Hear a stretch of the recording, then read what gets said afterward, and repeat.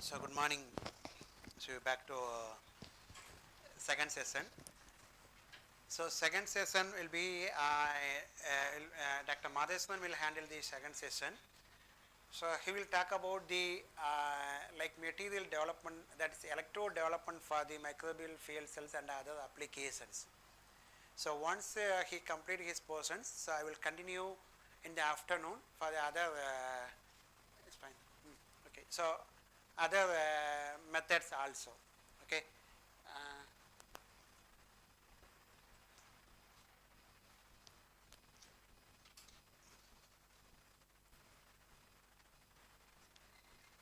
it's coming.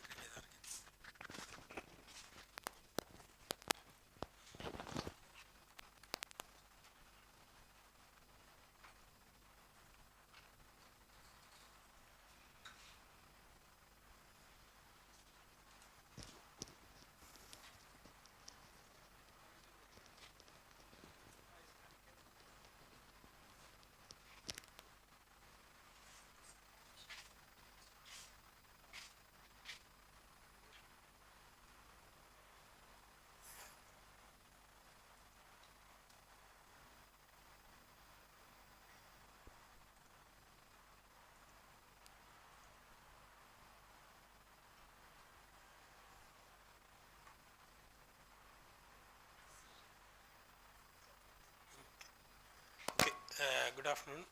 Maybe after the tea break we are going to start whatever the discussions which we did in the morning session. So something which has to be revised, and then we can go for how to prepare the nanomaterial, what is the purpose of preparing the nanomaterial, what are the methods which has to be available to synthesize your nanomaterial, how to apply this nanomaterial to this applications. Okay. Basically, we are going to design a system. Okay. So, why we are going to design the system? For what purpose we are going to design the system? What is the need of that particular system? If you understand this, all these questions, then you can easy to design any system. Okay. So, for example, if you are going to treat some wastewater, you should understand what is the wastewater which has to be containing, then what level you are going to treat, where you are going to dispose it, for which application you are going to. Okay. So, initially before going any system development, you should be understand what is the need of that system, why we are developing, what purpose you are developing. Okay. As you morning we discussed about bioelectrochemical system, it is a general concept which is we call it as bio, you know that there is a microorganism which has to be applied in the system. The another thing is electrochemical, which is having electricity which we are produced as electricity, which is nothing but what, any system which is having using electron, which is nothing but electrochemical. If you are going to synthesize any chemical, or if you are going to use a electron to destruct some chemical, all the system which is we call it as electrochemical systems. For example, if you are fuel cell, which is called it as electrochemical system. Battery we call it as electrochemical systems.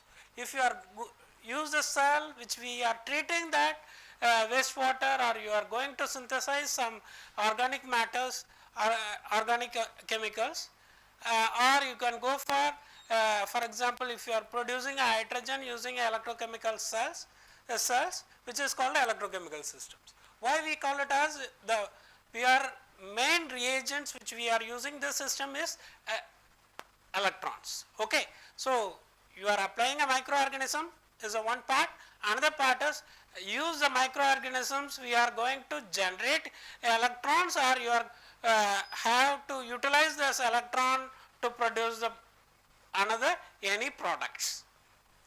Okay. That is why we are call it as a bioelectrochemical systems. So, there are so many bioelectrochemical systems are available based on your applications.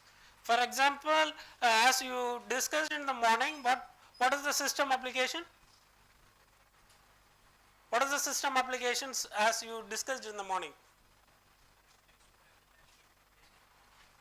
Basic thing is energy productions. Second thing is we are going to use the treatment, and similarly this system can use for production of hydrogen, okay, by using an electrolyzer.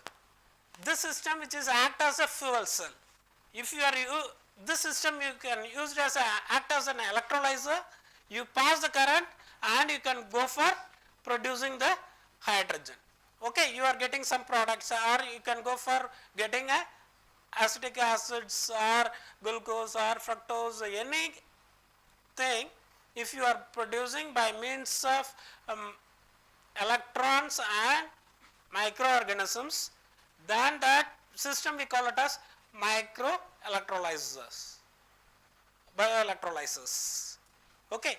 So, sometimes simply if you are call it as an electrolyzer, we are only passing electrons and we can produce some chemicals or destructing the chemicals, then that system we call it as electrolyzer. Okay.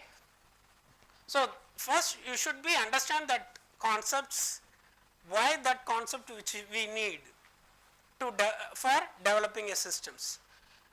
As if you are going to consider that any country in the world, there is a two issues has to be addressed. One is the environmental issue, another one is energy issue, another one is health issues. Okay. All these things has to be interrelated. Okay. The environmental issues which has to be creates a problem due to that, as if you are polluting this environment, there must be a generating the microorganisms, or it has to be producing various pollutants. That pollutant it creates health issues. Okay. So, environmental issues, energy issues and health issues all are interrelated. So, if you are finding a solution for all these issues, you have to need some process. Okay. So, that process, as if you are going to discuss only as one entity, that is a bioelectrochemical systems, we will focus on that aspects only, but how far this issues has to be related to develop the bioelectrochemical systems. Okay. So, as energy, if you are consider that energy issues is we are consuming that whatever that coal and all the energies, it has to be depleted, so that energy demands which has to be occur, one of this energy crisis has to be happen. Similarly, now there are so many microorganisms has to be produced. Okay.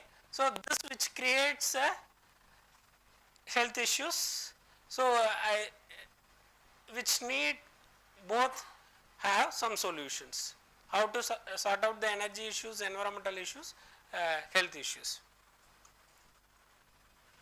So, but as as we are going to focus on our energy and environmental issues, we are not going to focus on health issues as microorganisms, how it has to be creates a problem for a human being or environment. We are not bothering about that. So, we are not focusing on our discussions, we will focus on only as energy and environment. So, basically all the microorganisms which has to be produced and it creates so many diseases as now as last few years before there is a main problem which is COVID which has to be creates microorganism which has to be creates a serious problem to death level. Okay. So, there are so many microorganisms which are now it has happened. Then if you are going to tell some solutions for these issues which we are focusing on these factors. What is that? The energy depletion, so energy source depletions, then global warming due to utilizing of coal or oil, anything which has to be produce a carbon dioxide, the carbon dioxide which creates green gas emissions effects, and then temperature which will be increased. So, that is global warming. Then if you are going to have now there is the dumping of waste which has to be increased. There are so many waste which has to be classified electronic waste or organic waste or inorganic waste, all these things which is polymer, everything which has to be are going to do. So, you are going to classify the waste and you have to maintain a best waste management, how to utilize the waste which has to be need to go for a sustainable way. Okay. So, that is why we are going to always, if you are going to environmental issues, one of the main criteria we are focusing on waste management. Okay. That is how to do the better waste management, how to utilize that whatever the waste which has to be comes in day to day life, that has to be how to utilize, how to convert into useful products. The another thing is whatever the energy productions which we are doing this for thermal, hydrothermal, all this plant which are converting that one form of energy to another form of energy. Yes. So, this conversions which will not be happen directly. Okay. So, how that a thermal plant it works? What are the forms of energy which has be?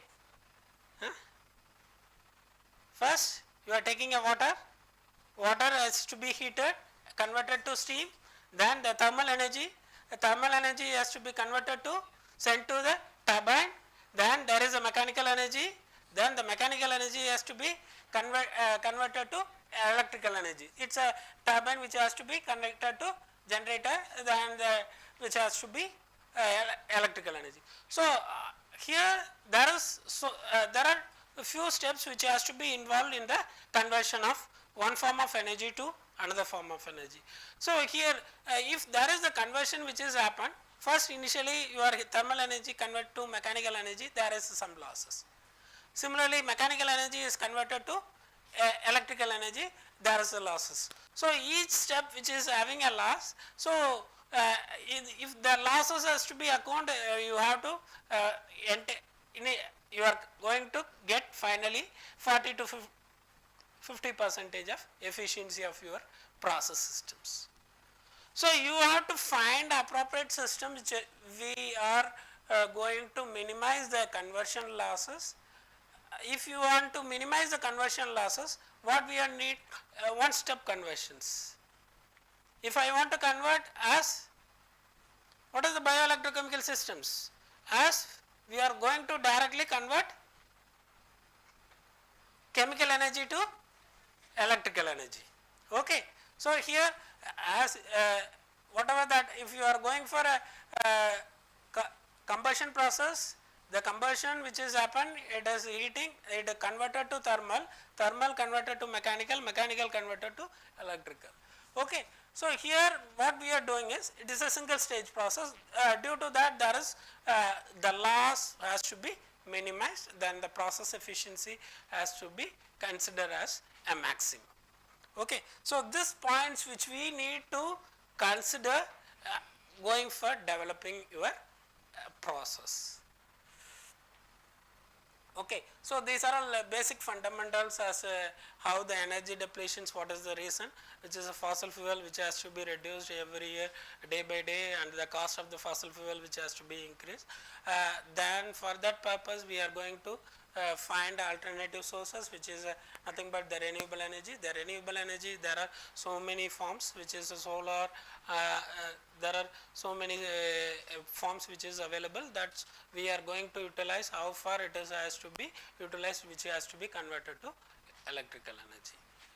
Then the global warming, which is due to the problem of combustion of organic matter, which convert to CO2, CO2 which has to be going for creates a increase the greenhouse effect, and it increase the temperature.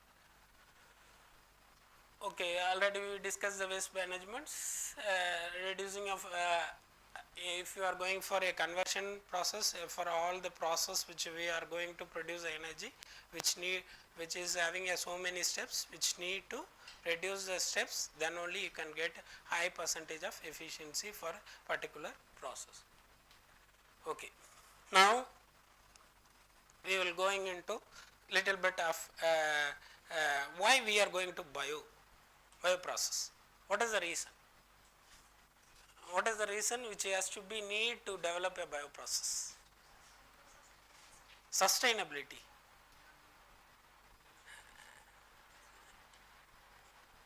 Sustainability. What is the sustainability?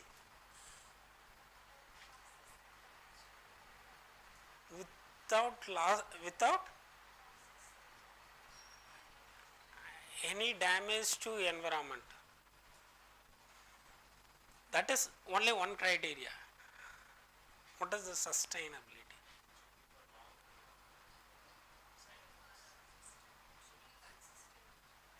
It should be consistent.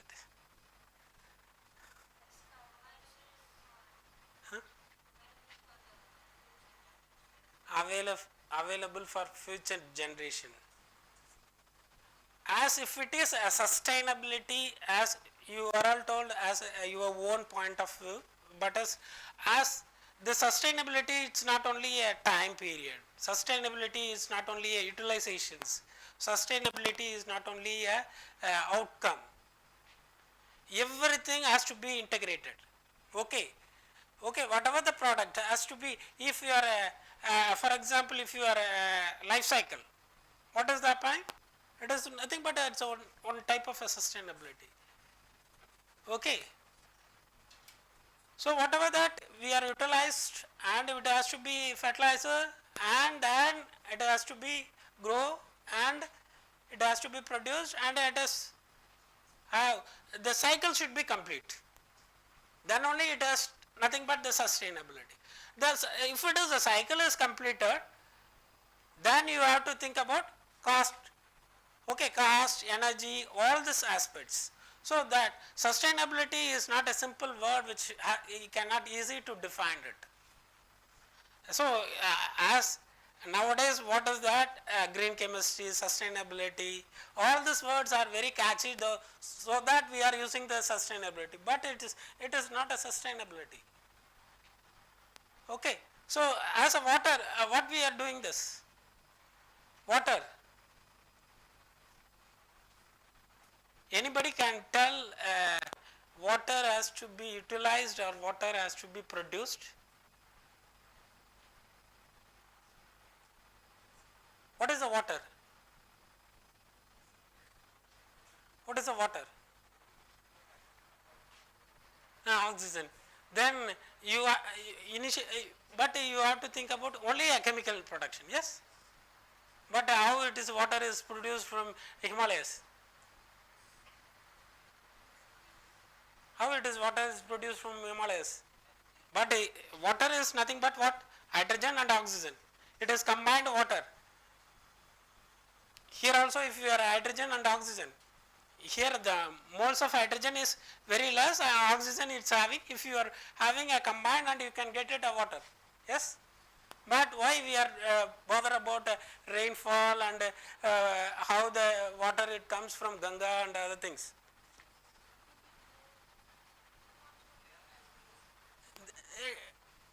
It's not, you consider that natural, but it is having hydrogen and oxygen. Okay, if I have hydrogen and oxygen in an atmosphere, I can able to produce water or not. That is also possible, yes. But what is the reason? It is having a cost. Everybody depends on the rain and how the water is in the groundwater, all these things which we are depending. Not bother about, we are not thinking about hydrogen and oxygen. Okay, so but what we are, why we are saying that always water crisis. How it has happened water crisis? How it is water crisis which has happened?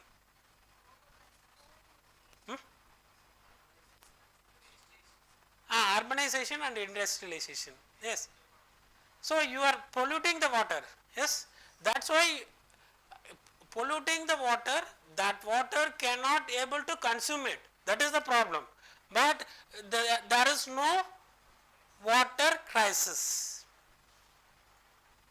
We will create a water crisis. How? We are polluting the water, we are creating the water crisis. So always we consume the water, that we excreting the water. Okay, so we are going as excreting the water, which is in the same thing. Only we are polluting the water. Okay, so now you cannot say that water crisis.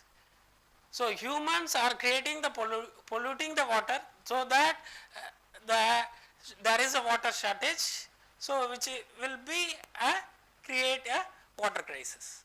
So this is water also one of the sustainable thing which we are getting. But how to maintaining, how to produce that our need, we are not able to understand it. That is the problem which has happened. Okay. So as a process development, you should be understand what is the points which we are going to consider. So if we are going to develop a process bioelectrochemical systems, two things which we are going to consider. One is electro, another one is bio. Okay, as if you are going to consider the bio, so we are always bio is nothing but what? A utilization of microorganisms. Utilization of microorganisms. So if you are utilizing the microorganisms, what are the problem which may occur, and what is the sustainability of your microorganism in your process? That we have to study. So for this case, here if you are going to talk about one part, that microorganisms going to treat your wastewater, or other part how to control your microorganisms in your systems. As a bioelectrochemical system is concerned, you are using a microorganisms, that microorganisms how far interacting with your substrates in your solutions or in your waste, and how to control your microorganisms growth, how to survive that microorganisms is one part. Okay, there is a two part which has to be need to understand in the to developing the system. Okay, so that solutions is need for microorganism control and solutions is need for water contamination removal. So this two solutions which we have clearly understand to before to developing the system.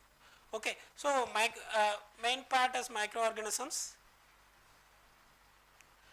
So as if you are going to conventional water treatment, as you are going to talk about a conventional water treatment is, here we are going to develop a water treatment systems, which type of water, wastewater which we are going to treat. One is groundwater. For example, if it is nothing, groundwater is nothing but you are going to agriculture field, you are going to supply the water, and after that what you are doing, you are applying a fertilizer for then that water, some of the fertilizer which has to be utilized as a nutrient for a plant, then after that some it has to be dissolved in a water which has to be need to treat. Similarly, as if you are going to treat any water, which we need to some policies. So, if you are going to treat groundwater, it is mainly differ from the industrial water. What is the policy? Policy is has to be not depends on the single entity. Policy is depends on the surrounding society. Okay. The government, it makes a policy, that policy which has to be adopted by the particular industries for the treating some thing, okay, some pollutants as a water or air or a solid anything. Okay. So, if we are talking about that, policy is very important as far as any treatment process is concerned. The another thing is there are so many methods which we are going to adopt wastewater as a chemical or biological or mechanical. There are so many methods which we are going to do use. As a chemical method, we are use nanomaterial. So, as the today's discussions, it's mainly based, we are going to focus on how to synthesize your nanomaterial to for wastewater treatment. As if you are going to consider about the microbes which we are going to use in any process, all the points which we are need to consider, understanding the concept of reuse, reduce, reuse and recycle. So, immobilizations and whatever the microorganisms which we are using in certain treatment systems, you should be aware of what type of microorganisms used, what is the problem may be caused, what type of environment which we need to maintaining all these things which we are need to consider for public awareness. Okay. So, this is general concepts of various treatment process which we are conventionally used for wastewater treatment. So, as you know that adsorption, membrane process, photocatalytic disinfection, microbial control and sensing and monitoring. So, for all the process we are going to use a different form of nanomaterials. As if you are going to adsorption process, we are using activated carbon. If you are using a nano size adsorbent, which is good for increasing a surface area. Similarly, as a membrane process, we are using a membrane which will incorporated the nanomaterial. It has to be some advantages. What purpose we are going to incorporate the nanomaterial in the membrane? We are reducing the fouling or increasing the pore size, which has to be high flux. All these things which we are going to expect if you are incorporating that nanomaterial in your process. Okay. The other process, if you are talking about the nanomaterial, nanoparticles, you should understand all the properties. As our aim is, we are going to use as a catalyst. Okay. So, catalyst, or you can go for increasing the electric conductivity for your electrodes. So, catalyst, it's a main, if you are used as a photocatalytic process, that process which we need, you are going to use a nanomaterial, that nanomaterial which is, we first to understand that which is having a catalytic property or not.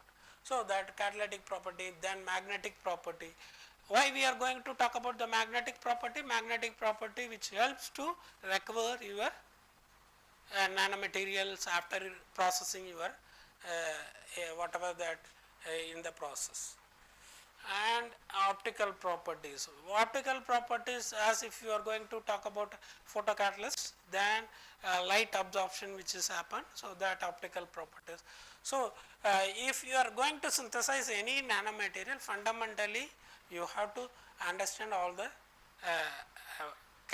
properties. So my antimicrobial properties, if I can use that, some ointments, some nanomaterials has to be, silver has to be incorporated in ointments. What is the purpose? Which is having act as a antimicrobial. So that this property also it is very important, and structural structural is one of the main criteria which we are going to consider as all the process in material of treatment process or in material of biological process, all the process structural is very important. So that is a property. Then we are going to talk about the structure. Structure is, I already told you, it's a very important thing. As a structure is nothing but quantum dots. It is as a quantum dots you consider as a single point. Okay, there is no flat sheets or cylindrical like that. It is just like a dot, a material which is having a dot structure, atoms or fragments, and you can go for 3D crystals, polycrystals nature, and similarly 1D which is nothing but a flat sheets, and there is a 2D which is nothing but plates or you can cylindrical or rectangular shapes. So the structure which is very important as far as nanomaterial is concerned. So as if you are interested to do synthesizing of nanomaterial, any material if you synthesize it, all the characteristics which initially you have to do. So after understanding of the characteristics only, then you can go for applications. I can able to go for photocatalytic applications, or I can go for a biomedical applications. Which applications I can able to go it. So there are different type of metal oxides which is available as a nanomaterial, zinc oxide, ferrous oxide, titanium oxide, copper oxides. So there are different materials, and we can able to incorporate this metal into carbon, then graphenes and other things which we are able to produce as a nanomaterial.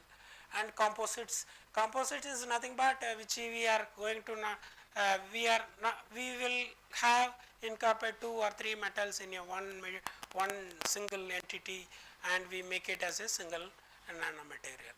So that is we are our purpose we are going to do for electrode studies. Okay. So already I think the definitions of a microbial cell has to be already Dr. Samshuddin has to be discussed. As you know that the microbial fuel cell, which is nothing but a conversion of chemical energy to electrical energy, as a main process which is occur electron transfer and ion transfer. This electron transfer and ion transfer which is occur, substrate has to be degraded by means of microorganisms. Okay. So here the main thing is, as if you are going to develop any process is concerned, we are substrate we call it as a fuel. Okay. If you are having any thermal power plant or hydrothermal power plant or any combustion plants, we call it as the source as a fuel. So okay, here also we will use a term called as fuel. Fuel is nothing but the substrate. It is the substrate which has to be degraded by microorganisms, which your end product as carbon dioxide. When it is carbon dioxide has to be up, you will get. When you will get as a carbon dioxide.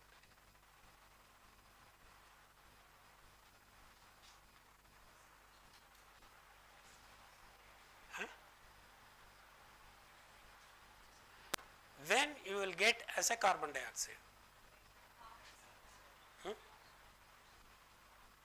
As here the process we will consider as two things. One is as a complete degradations, another one is we are going for product byproduct synthesis method. For example, if you are going to use that glucose, whatever the discussions which you did in the morning, it has a complete degradations which we are going to convert a carbon dioxide. But sometimes what happened, most of a process has to be incomplete degradations. Okay. Okay, complete destruction is different, degradation is different. Destruction which is have a process which go for end product should be always a carbon dioxide. Degradation is nothing but we are convert that a toxic compound to non-toxic compound. The non-toxic compound may be you can get it as some useful byproducts as acids and other things. So always it is when it is you always get a maximum carbon dioxide under the complete degradation which is happening in your system. So the complete based on the complete degradations only we are going to calculate all the factors what you discussed in the morning. Okay. So here one thing is what as our system is concerned, one is ionic transport, another one is electron transport. So we are going bother about the complete degradation, then only you will get a high energy efficiency. So that most of the process as we discussed in this process is concerned, it is not an electrical applications. Okay. So we will always talk about the electronical applications. You can able to run this fan, use this system. If you want to run this system, how much capacity you need? If you are, for example, if you are taking a tube light, the conventional volt is tube light is 40 watts, yes. So 40 volt, 40 watts, how much energy it's need? Which is having a 12 volt means you have to need 12 system if this each system has to be produced 1 volt. If you are this type of systems which we are making this, it is more complicated. Why it is complicated? This maintaining of growth of microorganisms, all those things which has to be creates a problem. Why we are going to under the research past 25 years, this systems has to be under a research level only. It is not yet to commercialized. Why? This is the problem which is happened. Okay, here one problem is how to control your microorganisms growth, how to maintain environmental condition is one problem. Another thing is how to recover the energy is another problem. If it is a complete degradations only happen, then only whatever the energy calculations which we did, you will get it. Okay. So this for however we are going to do some research to enhance your system. That's why we are doing the research. Okay. So as far as the system is concerned, we are going to focus on electrodes. So electrodes need a microorganism nanomaterial. So for effective electron transfer, so what is the material which we are going to develop to coat in your electrode sites and which enhance your electron transfer. So these things which we I think morning he discussed what is the bioelectrochemical system, all these things which we already discussed. So I think this reactions in the early the morning session is he given this reactions. So why we taken this reaction is this is a basic fundamental if you are going to start your career of research on microbial fuel cell, we always take that this system, standard glucose and ferric cyanide systems. So, if I want to do start my career of research in microbial fuel cell, so always this system first initially you have to study, then only you can easy to understand the system performance of what you developed the system. Okay. So, that is why if you are going to any lecture on microbial fuel cell, everybody has to show this reactions. So, initially they started this research of microbial fuel cell using the glucose and ferric cyanide systems. Why it is ferric cyanide which we used? It is a good reducing property. So, that if you are ask a chemistry paper, immediately they will tell this system, this redox ion has to be easy to understand your cathodic side. Okay. So, if you want to do any microbial systems, you can start with this chemicals. So, as you know that the electron generations which is happened by means of biodegradations, how it is happen, organic which has to be degraded by means of microorganisms. The microorganisms may be here there is a point which we are consider that what type of microorganisms which we are using for particular organic matters. So, for example, if you are going to use a glucose, E. coli may be used. If you are using a dye solution, maybe a different microorganisms can be used. So, there are based on the microorganisms only this the treatment efficiency and energy production system will be depends. Okay. So, this is already discussed, that is electron transfer, it is how it has happened. So, direct electron transfer, indirect electron transfer, which we are kept by means of mediators in your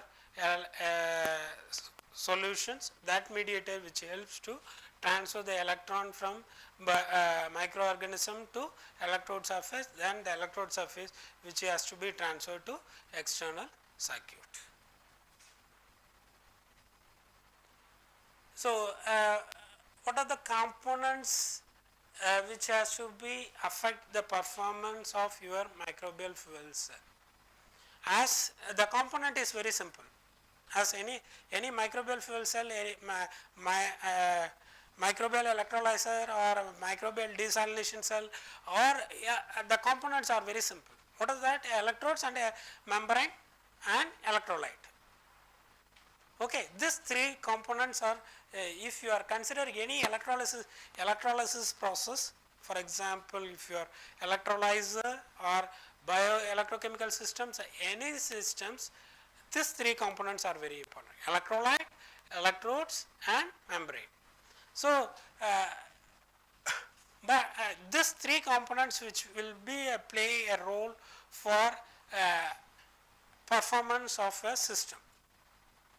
So, here as if you are talking about that electrodes, what type of electrodes you are consider, not only the cost factor, but also the electron transfer factors and how to interactions between the electrode surface and microbes, all these things which we need to consider. Okay. So, here electrode type, electrode surface area, what type of electrode material, all these things are very important as far as electrode is concerned. Similarly, if you are going to consider the membrane also it is very important. Why? The membrane is a key role to conduct what? Ions. So, the ions which has to be transferred. So, the how to efficiently which has to be H plus ion which goes from anode to cathode. That here one of the very commercialized membrane which we are using in our a fuel cell or microbial fuel cell, any fuel cell is Nafion. Okay. If you find one membrane which is proved with, which should be equivalent to Nafion, then you are a millionaire, billionaire. Okay. Till now it is not yet to meet a Nafion property. So, there is so many research is going on to develop a membrane. That is another factor. There are so many researches happen in and around the world. Then another thing is one is microorganisms. As a biosystem is concerned, microorganisms is very, very important. What type of microorganisms for what type of substrate, all these things which we are going to consider. So, the performance of microbial fuel cell or bioelectrochemical systems is not easy to understand it. Okay. You should be well versed in bio concepts. You must be well versed in thermodynamics. You must be well versed in electrical concepts. You must be well versed in chemical engineering, transport concepts, mass transfer, heat transfer, all the concepts which we need to understand it. So, if you are I am a very good knowledge in environments, you can you have to go for, as your research is based on only a microbial studies. Don't take it as a design part. Design part is a different from the microbial part. Okay, I am a specialist in microbiology, means you have to, if I want to do the research in microbial fuel cell, you have to go for only under the microbial region.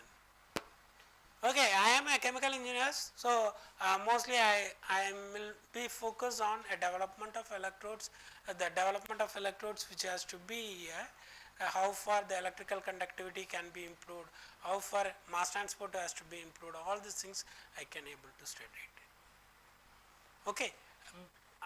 If I am a basic electrical, how far this, what are the energy which has to be comes from that microbial fuel cell, how to get stored it in a systematic way, and how to increase the production of energy, the electrical energy, all these things which has to be studied. So, this is wide open system, anybody can study it.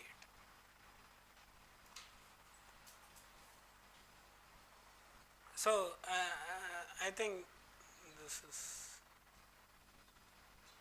So, as a bio persons, you have to address all this all the questions. Okay, how do they work? Mechanism, genetic, all these things approach, and biofilm formation, microbial growth, and how long it has to be survived, all these things which has to be addressed. Right? Okay, this is already we discussed. So, morning he discussed on what are the parameters you are going to consider, the voltage, power, and energy, current density, all this thing, power density which we are going to discuss. So, these are all the factors which we are to evaluate your performance. If you are going to microbial fuel cell, immaterial of anybody, as I am developing the system, this parameters which we are going to need, energy, internal resistance how to calculate, and power how to calculate, all these things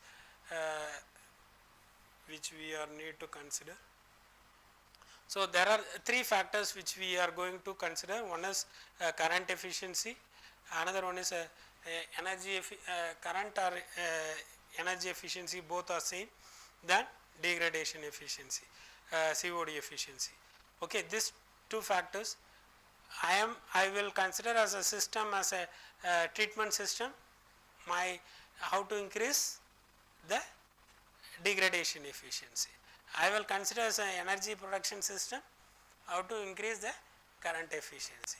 These two, based on what my requirements, I can consider these factors. Okay. So, basic fundamental studies, what everybody can do this. If you are develop a small microbial fuel cell, first you have to develop this two curves, polarization curves. So, without polarization curves, we cannot able to understand that system, how much current is produced, okay, how much power is produced, all these things which we are going to understand from this polarization curve. Okay. So, how to do this? We are going to have two electrodes. We will connect two electrodes to some resistors. There is different capacities. The resistors are available in a market. We will take that resistors and we will connect it, and we will how much voltage drop it has occur. We will find the polarization curve. Okay, based on that. So, if you are have here, what I discussed is just basic fundamentals. If you start your research, these things are very important. Immaterial of bioperson or immaterial of chemical engineer, anybody, if I am working on microbial fuel cell, these basic parameters are very important for understanding of microorganisms also. If I am going for understanding of biosystem, electrical energy productions or electrodes, anything, these parameters are very, very important as far as. So, as our part is comes as a development of electrodes.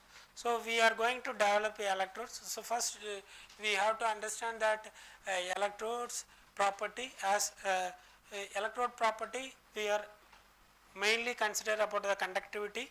So, biocompactability, why we are consider the biocompactability, we are working in a microbial system, so that it should be a biocompactability and it should be a stability, it should not be react with any chemicals.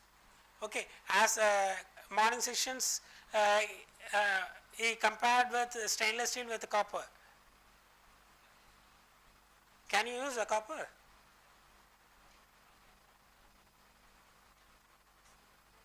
Can you use the copper? Why don't if you use, why you use? If you don't use, why don't use?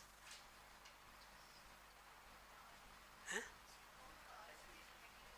I am not talking about the cost and other things.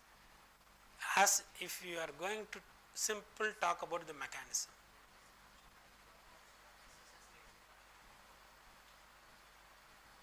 Conductivity, one factor. Okay, another. Oxide formation. If it is oxide formation which is happened, what happened? Corrosion which is happened. Another factor which has to be, sometimes it has to be degrade, kills the microorganisms. There must be interaction with microorganisms. That is why we are talking about the stability. Okay. That is why we are talking about the stability. One is the biocompactability is another factor.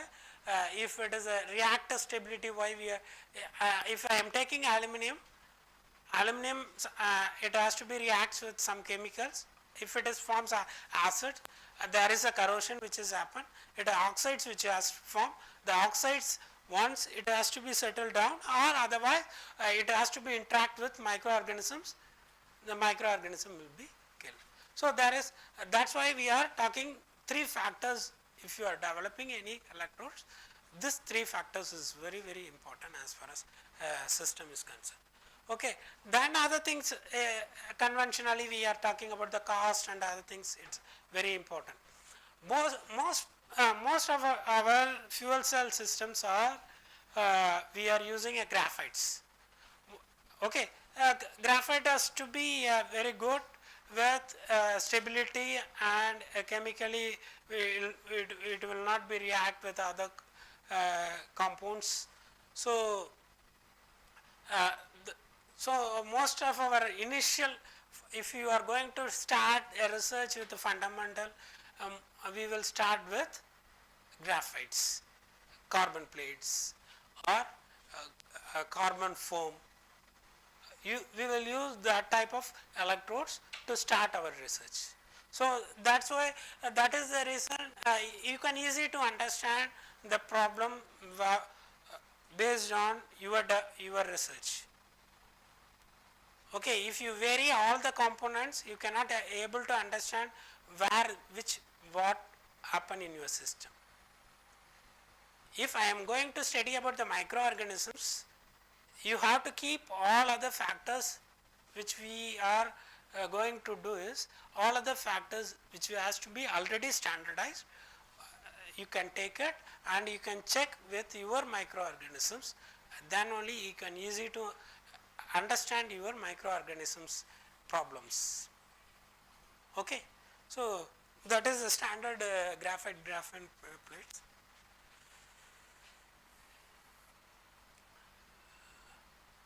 So, as if you are going to consider that another factor anode and cathode, here what is the anode? What is the anode? Huh?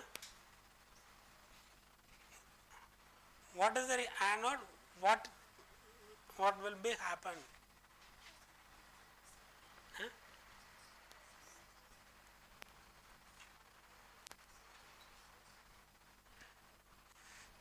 What is the two reaction which is happen in your any electrochemical system?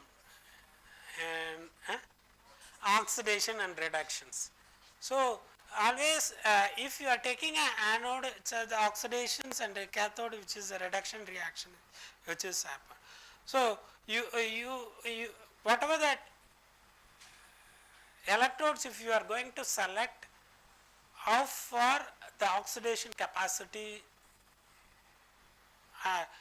based on a microorganism, there must be oxidations which is happened, and then electron which comes to the electrode surface and it has to be transported. And cathode, there is no microbial actions, there is no microbial reactions, only you are using a electrodes and electrolytes. Okay. So, this electrolytes play a very important role. Whatever the electron which has to be generated in that anode side, which has to be utilized in that cathode side, whatever the ions which has to be generated, that has to be utilized by the cathodic reactions. Okay. So, here the efficiency of your system, it is mainly not only depends on your anode side, efficiency of the system, it mainly depends on cathode side also. So, the cathode has reduction reactions. However, whatever that the morning Dr. Samshuddin told that if you are having a system which has to be produced 24 electrons and 24 H plus ions, all these things if you are utilized, then only your system has 100% efficiency. So, that how to utilize all the ions and electrons. So, you are selecting appropriate electrolyte in your cathode side and appropriate electrode in your cathode side.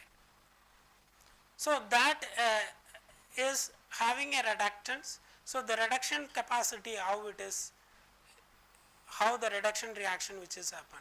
So, all these things which is already there are different methods of process which is happen based on the configuration of a microbial fuel cell, a single compartment, dual compartment, air cathode with platinum as a catalyst, all these things which is available.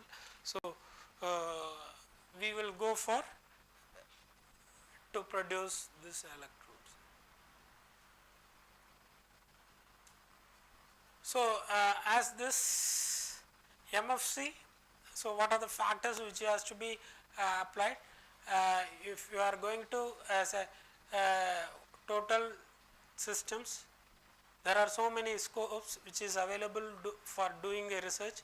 One is a microbial research, microbial area. Another one is a designing of systems for a single compartment, dual compartment, or cylindrical. And similarly, anodic side, how much energy can be produced, and that is applied voltage. What type of electrode materials which can be used in an anode side, what type of cathodic material which has to be used in a cathode side, and similarly membrane, what type of substrates which we are going to use it.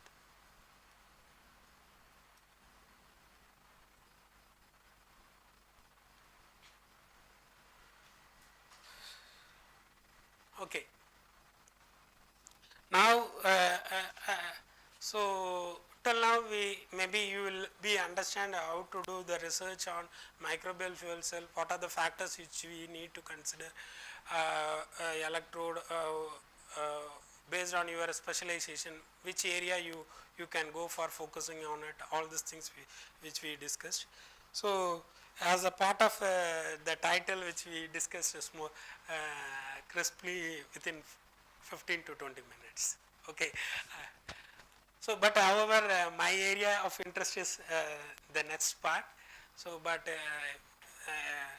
as I have most of them as a bio background, this area may be a little bit difficult to understand that how to synthesize the process, and maybe this terminology, whatever the terminology we will use, maybe you maybe understand, but the conceptual wise it is little bit very difficult to understand this. Okay. So, but anybody can work on this. Simple any person, bio person, or a chemistry, or any material, or engineering, chemical engineers, mechanical engineer, anybody can work on this area. So, quite interesting. So, nowadays most of research which is oriented to material side. Not only the developing of the material for electrodes, we are going to develop a material for bio medical purpose. Okay.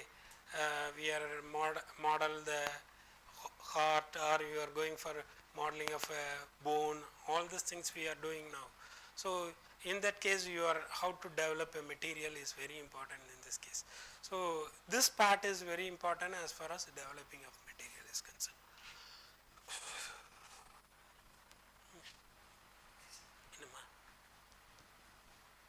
Yes. இதுதான் அவ்வளோதான் இதில் இருக்குது ஒரு 15 minutes. சரி நான் okay okay ஒரு 5-10 minutes இல்லைன்னா நாளைக்கு. Okay, as nanomaterial synthesis is concerned, we are going to focus on how to synthesize in a liquid phase, gas phase, and vapor phase synthesis. So, electrode depositions we are doing, or you can go for hydrothermal or salt gel methods. So, there are so many methods are available. So, if you are going to synthesize any nanomaterial, we will apply these three categories as a liquid phase material, all these things. So,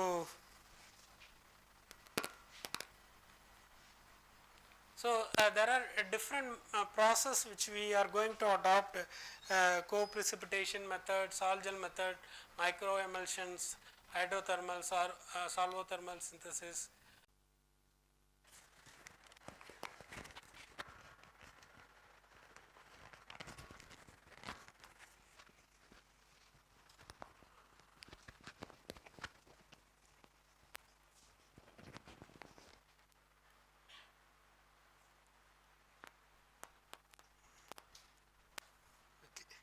Good afternoon.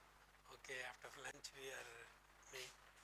So, morning session we discuss about general overview of microbial fuel cell, why we are going to microbial fuel cell, what are the energy which we need, all these things we discussed. So, as a part of that lecture is concerned, we are going to develop some nanoparticles, nanocomposites, to develop your electrodes for microbial fuel cell. as a microbial fuel cell which contains anode and cathode. So you know that anode is oxidation which is happened, cathode is reduction is happened. So most of this anodic electrodes which does there is no problem. Why it is only there is electron transfer, and also there is a microbial attachment which is microbes has to be attached on the surface of anode. So here if you are going to use any metal ions, it has to be very difficult to make a grow on microbial microbes. Most of the electrodes, whatever the electrodes which we are developing, that the material which we are developing to cathode side. So why we are focusing on cathode side is we need a good reduction reactions for consuming that electron, and also there is a consumption of H plus ion. So the two things which we need to consider, so that always we are going to focus on cathode reactions. So for that case you almost materials synthesis which has to be carried out by means of different strategy, which has to be liquid phase strategy and gas phase strategy, vapor phase strategy. So if you are taking a liquid phase, both the precursors and whatever the reagents which has to be added in a liquid phase. Sometimes what we are doing that if we are gas phase, we are heating at very high temperature and it has to be vaporized, and then you have to cool it, and you will get some nanoparticle which is in oxide forms, and which is oxide form which contain a spherical which has a very hair like structures, spherical which is hair like structures. So in a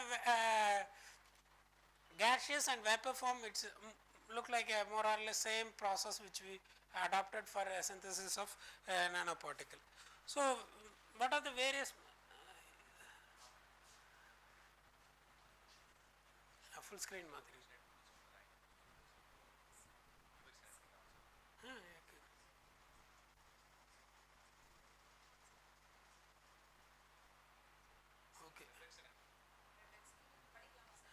பண்ணிக்கோங்க, யாரை ஆன்லைனில் இருப்பாங்களா என்ன தெரியல, you can connect.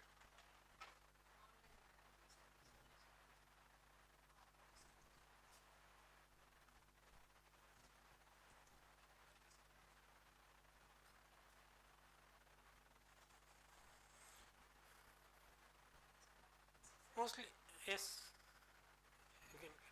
Mostly we are going to have different strategy, phase wise strategy is different, and methodology will be different. So we are going to do a very simple method which we are following, co-precipitation method. As a co-precipitations, for example, if you are going to grid synthesis of any nanoparticle, we are taking a precursor solutions, zinc nitrate or copper nitrate or any nitrate solutions which we are prepared, and we add a liquid leaf extract. So the leaf extract which we contained that phyto compounds, phenolic compounds. So this will helps to reduce your compound and it forms ions. Okay. For example, if it is a zinc 2 plus and maybe which converted to zinc oxides, and it has to be in a hydroxide form. Okay. Most of the compounds you will get in a hydroxide form. Then you are going to calcinate it at a very high temperature around 400 to 600 degrees centigrade. Then you are getting oxides. Okay. So initially if you are going to synthesize any matter nanoparticle in a liquid form, liquid co-precipitation or solvothermal or hydrothermal method, all this which is containing in a hydroxide, initially it is an hydroxide form. Sometimes if it is a very high reagents, if you are adding a liquid extract, it's very high reagents if you are adding, you are getting oxides with hydroxides. But proper nanomaterials which you are get under a different size with a different calcination temperature, you will get a different structures. Okay. Sometimes if you are calcinated at 400 degree centigrade, which will be differ from 600 degree centigrade. Why this? That only the temperature, what type of property will be changed, only the temperature, due to change in temperature there is a property of structural property will be changed.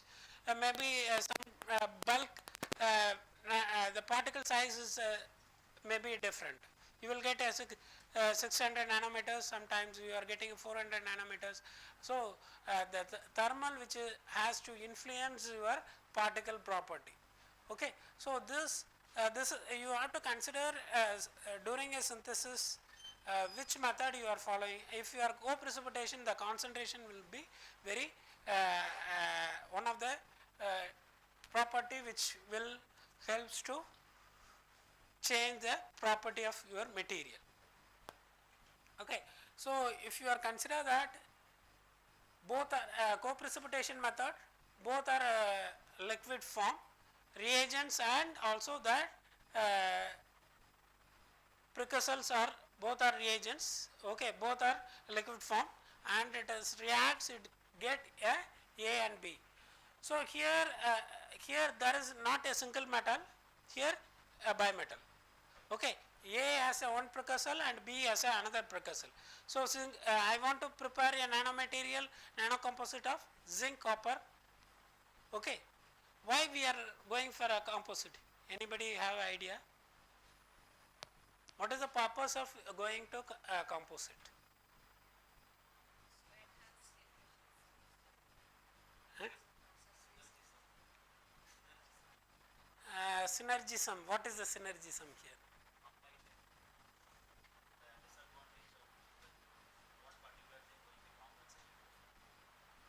Combined effect.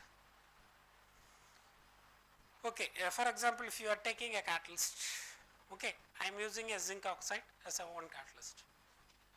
Another, I am using a copper oxide as a catalyst, which is having two metals which is having a different potential. Yes, copper has a one potential, zinc has a one potential. If for example, if you are taking a copper as a low potential of 1.7, zinc has a 2.7. Okay. There is a two potentials. There is this two, if you are use the catalyst in individually, which is having a different potential. And the particles also it is came into picture, which is particle size also it is very important in this case. Okay.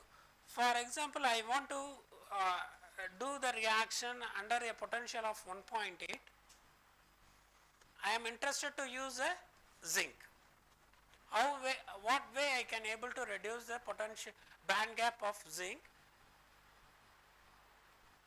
By adding a copper, then the potential of a copper zinc composite will be has to be reduced.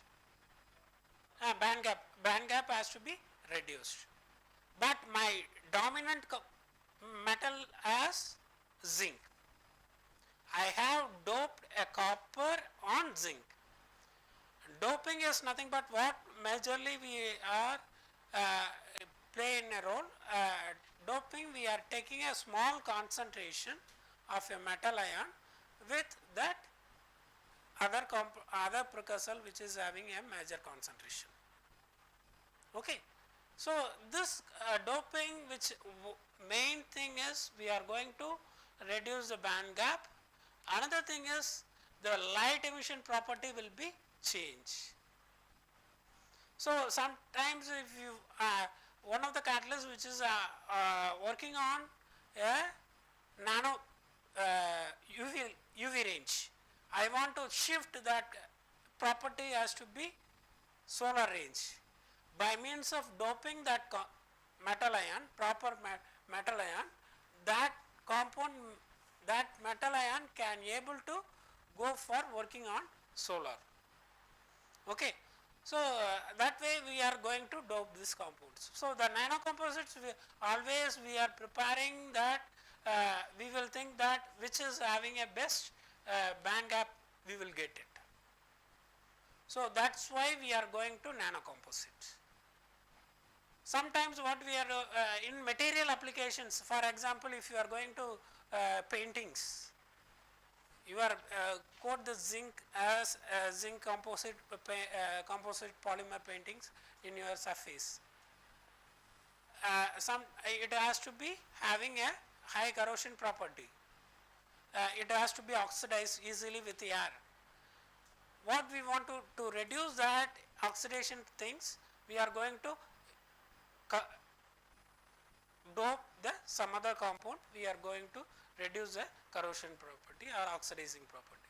So, you can alter that band gap by changing by doping some minor amount of particular compound. So, here that's why we are going to synthesize the nanocomposites as A and B are precursors. We can take that which compound you want to know higher concentration, which compound you want to use lower concentration. You, based on your application, you will decide it. Okay. So, very simple method which can be used for preparing the nanomaterial. So, nanomaterial or nanocomposites, it does not matter, again co-precipitations. The another thing is, for example, it is a simple zinc sulphate nanoparticle we are preparing. You are taking thioacetamide and zinc acetate, we are taking as precursors, and we can go for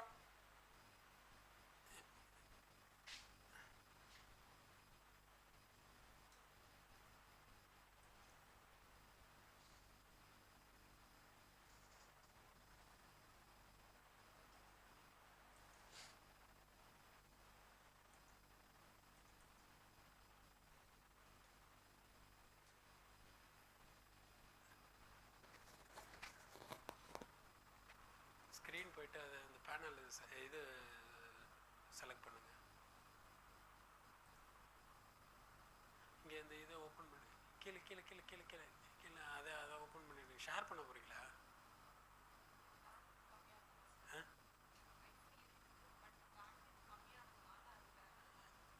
சரி, இதை ஒன்றே open பண்ணி விடுங்க பார்ப்போம். அதை அப்புறம் பார்த்துக்கலாம்.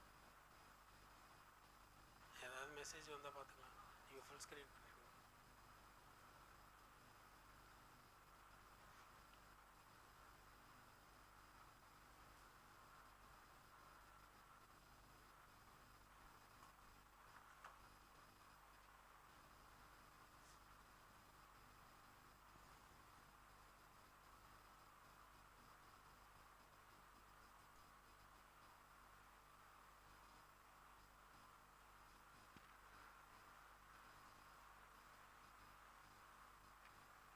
ஏன் ஓப்பன் ஆகல?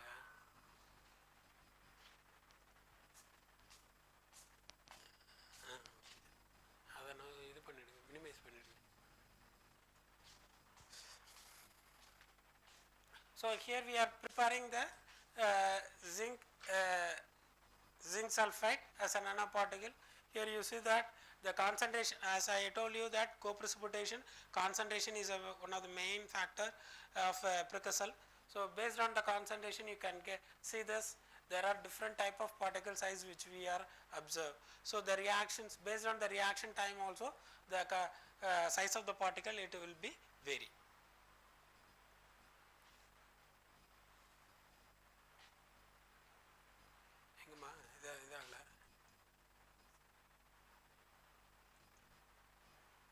Okay.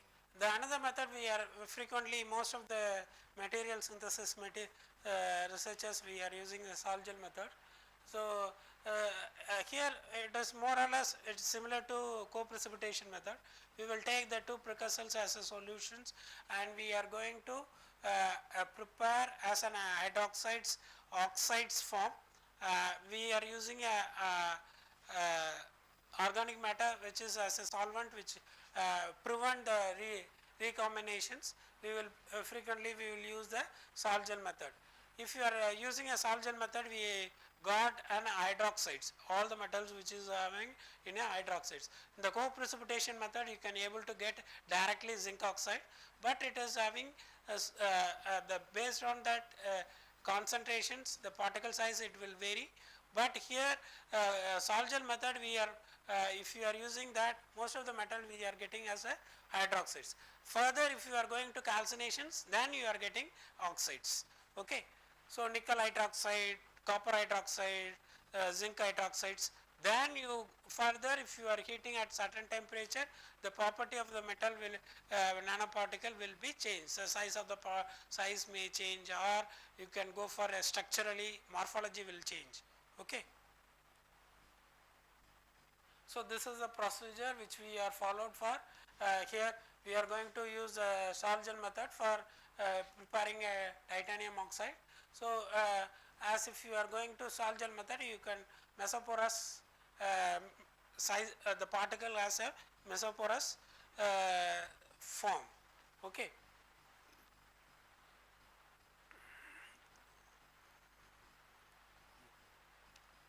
Then micro emulsions, as an emulsions we are preparing a liquid aqueous which this containing a salts, and you are adding some agent emulsions. Okay. For what is that? A simple thing is we are adding a oil, then the oil which is having a used as a micelles. So it around the oil, all the metal oxides which has to be sitting on the surface of oil. Okay, same thing which has to be followed here. We are taking water. Water has to be a positive, negative charges, and based on that, the metal ions will be sitting on the surface of water particles. Okay, so we are using that micro emulsions. We are change that metal ion properties. We can change the process conditions based on using a microwave, or you can go for ultrasonications. So we can add some external agents to change the property of your nanomaterial. So based on that you can able to do this.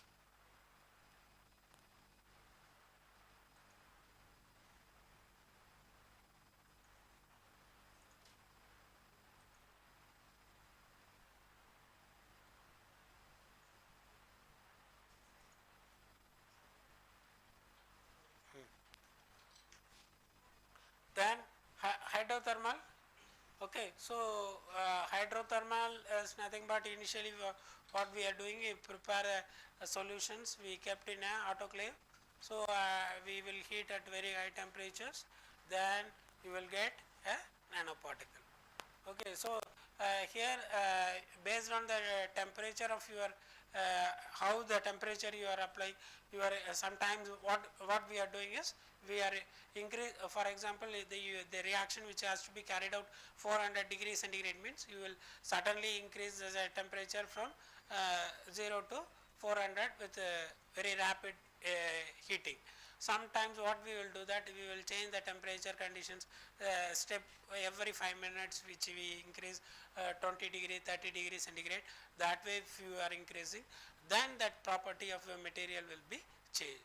So there is operating conditions which will play an important role to make your material.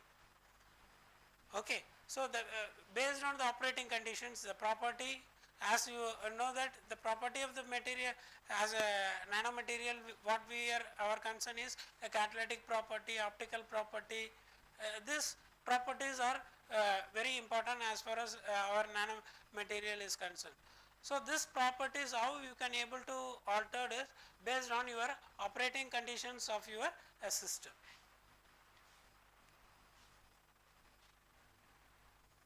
So microwave assisted synthesis.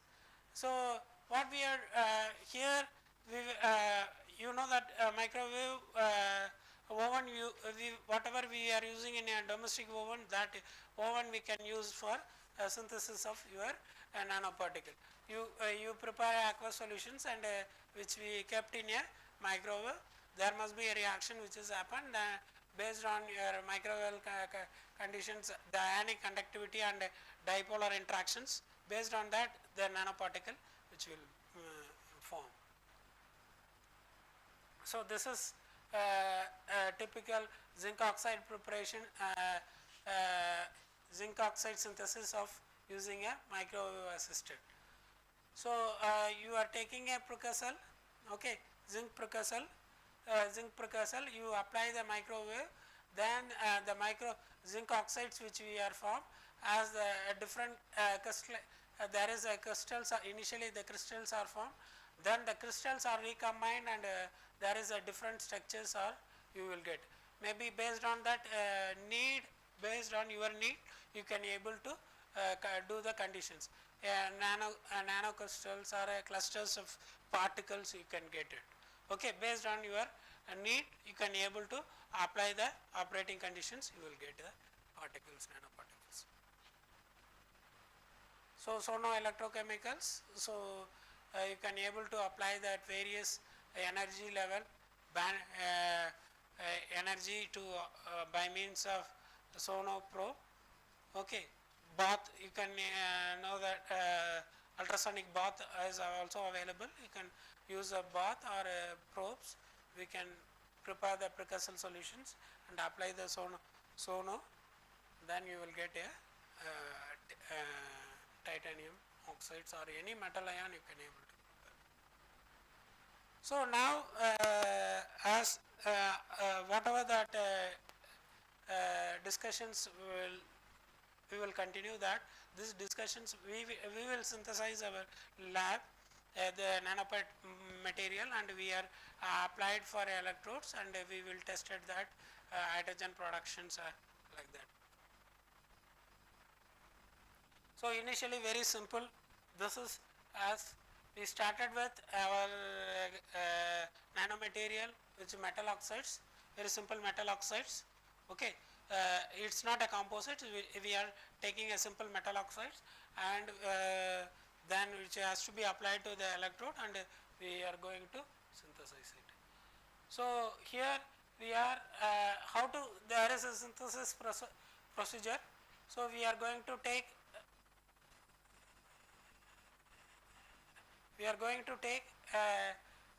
precursor solutions and sodium hydroxide. So, whatever that cobalt here we are going to synthesize nickel oxide and cobalt oxide. So, here we are taking a nickel chloride and cobalt chloride as a precursor solutions, we add sodium hydroxide, then stirred well, then you can get a powdered precipitate, that is a co-precipitation method, the compounds nickel oxide and copper oxide is precipitated and it is dried and washed with the deionized water and you can have it is in hydroxide form, so you can calcinate it, otherwise if it is oxide form you can directly you can use for applications. Here what we are doing this, till this point you are getting a nanomaterial, after that nanomaterial we are going to apply it in a electrode. So, whatever the nanomaterial we prepared, that nanomaterial which we disposed in a PVA polyvinyl alcohol and then which are applied in electrode surface, just brush coating, then that electrode which has to be used for production of hydrogen. Okay. So, as fundamentally what we are doing is here the one part is whatever that nickel oxide or cobalt oxide what you synthesize has to be characterized. That is the first thing which we are going to do, but all the characterizations we are not shown in here, simply crystal structure XRD which we shown here. But you have to do, if you synthesize any nanomaterial, you have to characterize all XRD, FTIR, sum and term and particle size analyzer. This all the things which you need to do for immaterial of any applications. Okay. After that you are going to, if you want to do a catalytic, then you are going to study about potential, what is the potential of your material, all these things you have to photoluminescence, all these things you need to do based on your applications. You have to, some of the specific characterizations you have to do. If you are going to metal recovery, then you have to go for VSM, that is magnetic property you need to test. If you are going to apply in biomedical applications, you have to test for antibacterial, antimicrobial, all these things which you have to do. Okay. So, here we are going to do that electrode material coat in the electrode surface, we are going to coat on this nanoparticle. So, that initially what we are doing is, if you are coating on the surface of electrode, what is the response of your current production? So, hydrogen production is secondary thing, but this electrodes have a feasible of applying to your system or not, that you have to test it. So, for that case we are going to study about cyclic voltammetry. So, this is very important as far as any electrochemical systems. If you are going to develop electrodes, cyclic voltammetry is one of the criteria you want to follow this. Okay. So, in this case a linear sweeping voltammetry, here we are based on this curves, how much current which has to be produced by conditions. So, we are having a nickel which has to be coated on nickel foam, then the nickel foam which will be coated by nickel oxide, and another nickel foam which has to be coated on cobalt oxide. So, CNF which is nothing but cobalt oxide coated nickel foam, NNF is nothing but nickel oxide coated nickel foam. As a base material, base electrode is nothing, base electrode, what is the base electrode? Base electrode is nickel foam. Okay. So, we coated, and how the current response is there. So, the current response, if you see this nickel coated nickel oxide coated nickel foam electrode which is having a good current response, so that which can have a higher reduction potential, then you have to apply it for hydrogen productions.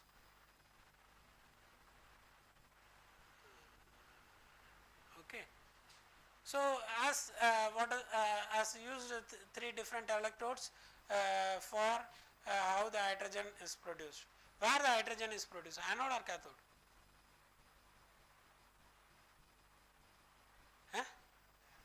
Anode, cathode. Okay. H plus ion. Okay. H plus ion is formed during the process. That H plus ion, everything which has to be passing through membrane. Okay. Then it goes to cathode side, and both H plus ion, 2 H plus ion is combined, it forms hydrogen. Okay. So, this combined combination which is happen in your the reduction due by means of electrode. Okay. So, the hydrogen production and degradation. So, already we discussed what is the performance, how you are checking that degradation efficiency. Another one is hydrogen production efficiency. Here we are not calculating the current efficiency.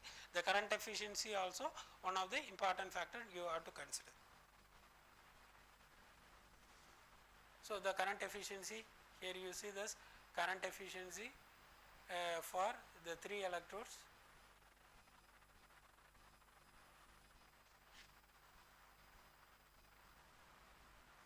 Then another is metal oxide graphene composite.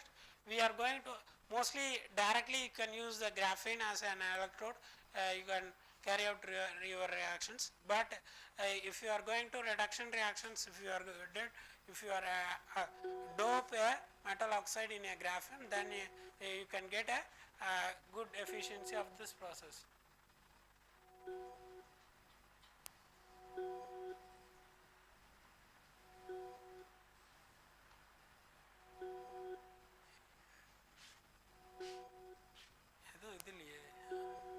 அங்கே இது பாருங்க,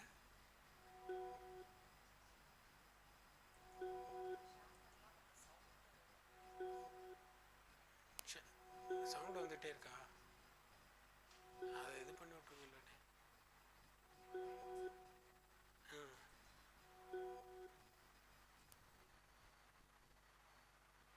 Okay, metal oxide, as if we are going to whatever the single metal which we prepared, that is doped on graphene oxide, and that has to be tested for hydrogen productions. So, what is the methodology which we are following is, here initially you are taking graphene, maybe commercially it's available graphene powder, that you can take it. Otherwise graphene also you can able to prepare a carbon from the carbon source, you can able to prepare the graphene.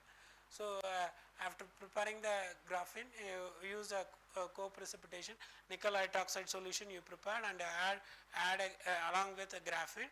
Graphene is added, then you can mix well, and you can filter it, and you can dry it for dried, and you can get it as a graphene nickel doped graphene oxide. Then that similarly you can prepare for cobalt doped graphene oxide. Then that has to be coated on the electrode surface by just brushing method, hand brushing. You can graphene oxide and nickel doped graphene oxide, which has to be dispersed in your PVA, and then that solution has to be take it in a brush, and you can coat it on the electrode surface. Has to be a known concentration, it should be a complete brushing its need. Otherwise your concentration you cannot able to identify what is the concentration you have to do, coat on it. If you are preparing the PVA with 10 milligram of graphene oxide nickel dispersed in a PVA, that complete solution you have to coat on it. Otherwise the concentration may not be, you cannot able to justify it. So, this is a synthesis procedure for electrode preparations. Okay. So, after preparing the solutions, you are taking nickel oxide and cobalt oxide. Okay. Nickel oxide and cobalt oxide, what is the crystalline amorphous, or what is the nature of a crystal? We tested the check the crystallinity nature using the XRD. Okay. So, nickel oxide and nickel graphene, nickel doped graphenes. The another as a linear volt, what is the current response we tested, that is a linear sweep voltammetry. How we are doing this. So, linear sweep voltammetry, for example, how maybe after this lecture you can go to the lab, how to operate the cyclic voltammetry has to be, they will tell you. Okay. In that cyclic voltammetry there are so many methodology, corrosion studies you can able to carry out, cyclic voltammetry, linear sweep and galvanostatic move, galvanograms, everything you can able to study. So, in this one part is linear sweep voltammetry. So, you will take the system, you will take this beaker, and you can prepare the electrode, you can keep within your electrolyte, and you can keep the reference electrode and counter electrode. So, 3 electrodes you keep it, and you will apply a certain potential, what is the response of current. Okay. So, what here you see this, we will change the voltage, what is the current response. So, here this is not you cannot able to do in your cell, okay, real time working MFC. This has to be done, has to be simple beakers, simple reactors, which is electrolyzer, which is available for doing the 3 electrode system. Always this cyclic voltammetry or galvanograms or this studies which has to be done by 3 electrode systems. One is working electrode, counter electrode, reference electrode. Okay. So, the we always going for study about working electrode. So, the reference electrode and counter electrodes, which we are using a reference electrode silver chloride, and counter electrode as a platinum. Why we are using a platinum which is having a good reducing property. So, always the potential as 0. Okay. we will why we are going to use the platinum is we can use other electrodes also, but as standardized conditions the reference potential counter electrode platinum, that potential has to be 0. That is why we are always use that this electrodes. So, this is basic studies, and here this is maybe Nicholas plot. This Bode plots as process control you are doing this as a cell, which is in the morning he told that you are having a cell potential. Okay, cell potential which is depends on the different factors. One is the distance of electrodes and the membrane and electrolyte concentrations, and there is a other than that there is some resistance which is happened. Okay, so that resistance how you are calculating based on this plot. Using this plot you can able to calculate all the resistance, electrolyte resistance, concentration polarizations, activation polarization, all these things you are doing. So, all this polarizations having some resistance, that resistance you are able to calculate using these plots.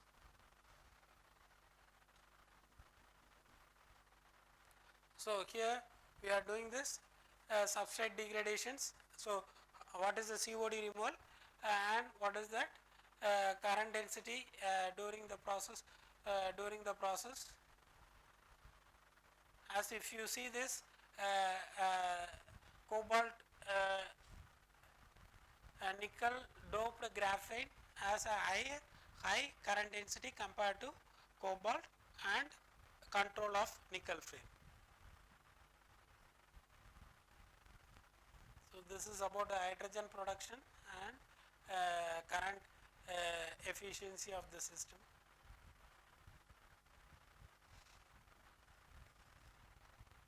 So, the another composites which we are prepared is nickel cobalt graphene nanocomposites. So, nickel cobalt and nickel cobalt graphene composites which we are prepared. This composites which has to be coated on electrode surface, then you can go for biohydrogen productions. So, you are here what we are doing this, all this product, all the nanomaterial has to be synthesized by a method of co-precipitation method. It is not used sol gel or hydrothermal methods. All the methods, all the nanomaterials which is prepared by just co-precipitation method, which is very simple.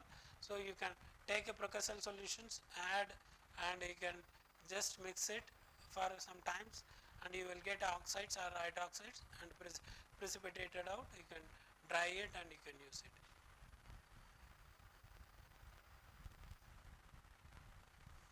So, here we tested the SIM. Okay.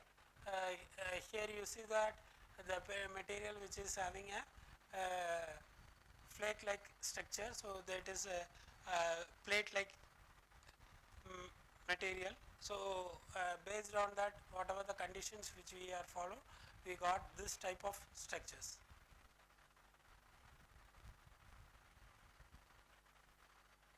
So, I already told what is the purpose of this chart, and what this is a cyclic voltammetry. The previous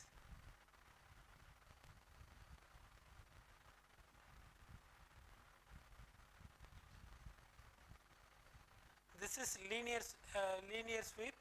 Okay, only one direction this curve you can able to get it, but in the cyclic voltammetry you will get oxidation and reductions, both the things which is happen.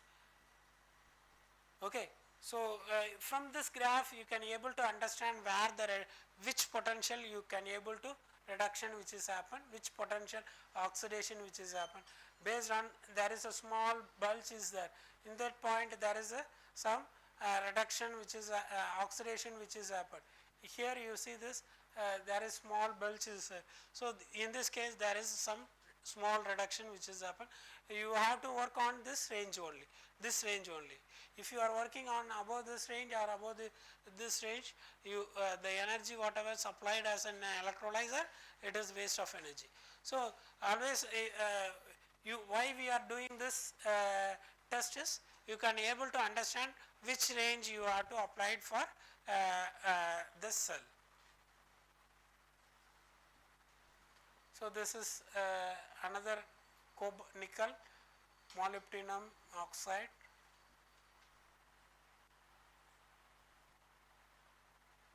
So the linear sweep, the current productions and everything we tested. So this is about the nanomaterial we synthesized and we tested for hydrogen productions. So here this whatever the material which we are produced, which should be applied for cathode side, it is not for anode. Okay. So anode, if you are going to synthesize the anode, then the anode should not be, whatever the material should not be affect your bacteria. That is the main criteria. But most of the metal what nanomaterials we synthesized for cathode purpose, which has to get good reductions, then only you can able to get high hydrogen productions.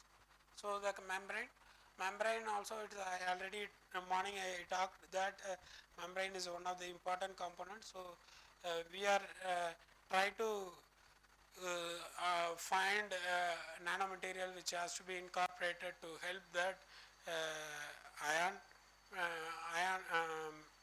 ionic transport. So we tested, but it's not yet too successful. So that it is in test level only. So there is a different development of MFC. So this is if you have two reagent bottle, you can able to design your microbial fuel cell. This is flow model. This is a chambered single chambered model. This is a cylindrical model. This is you can use a beaker and you can, instead of using a membrane, you develop a salt bridge, you can go for developing a MFC. So what we discussed in the morning, that is a mediator and mediator. So MFC has to be classified based on that configurations. Configuration is nothing but one is a membrane, okay, another one is the electrodes, and another one is a how many compartments. So here based on what type of mediators we are using, mediatorless and mediators. So mediatorless, it's a direct electron transfer which is upper. Mediators which has to be used, electron has to be transferred through the mediators. Okay. So there is different types, mediator, mediatorless. Then dual chamber and dual chamber which is having analyte. This is an analyte, this is an catholyte. So in between there is a membrane. Okay. So there is a dual chamber. Sometimes what we are doing that single chamber, the single chamber which has to be closed with the cathode, which is a cathode which is placed nearby membrane. Okay. So there is a reduction reaction which is happen on the surface, one side of the surface of your electrode. So sedimentation, if you are have soil treatment, you can use this type of MFC. So one electrode you are kept in a soil, okay, anode you are kept in a soil, the another electrode you are keep it in a atmosphere. The oxygen act as the air which is act as a electrolyte, air which contain oxygen, that oxygen which has to be utilized during the reactions. So applications we already discussed. There are so many application treatment, biosensor, metal removal, desalinations. So that will be discussed by already later sessions today evening or tomorrow morning. Samsudin will discuss. So about the development? Okay, this is a good for hydrogen production system. So this is simple gas. If you are developing a hydrogen, produce hydrogen, the hydrogen has to be stored, which is used as a fuel for purpose, any purpose. Okay, thank you. Any questions? Yes.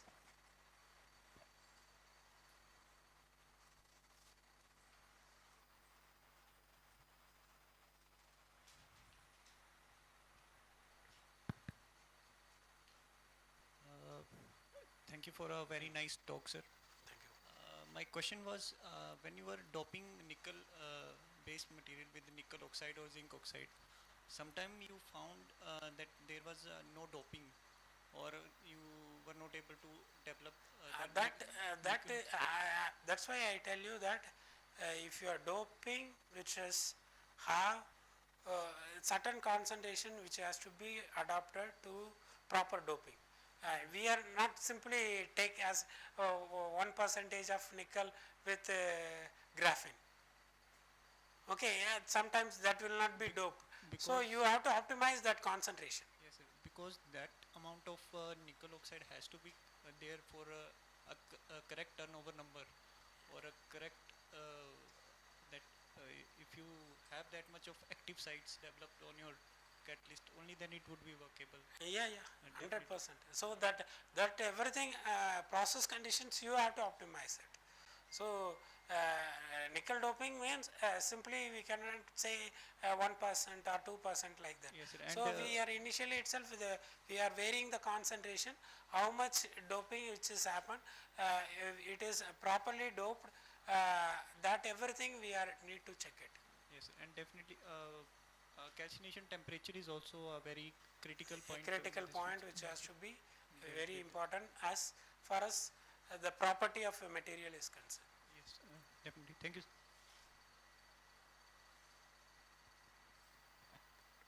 Anything? Okay, thank you.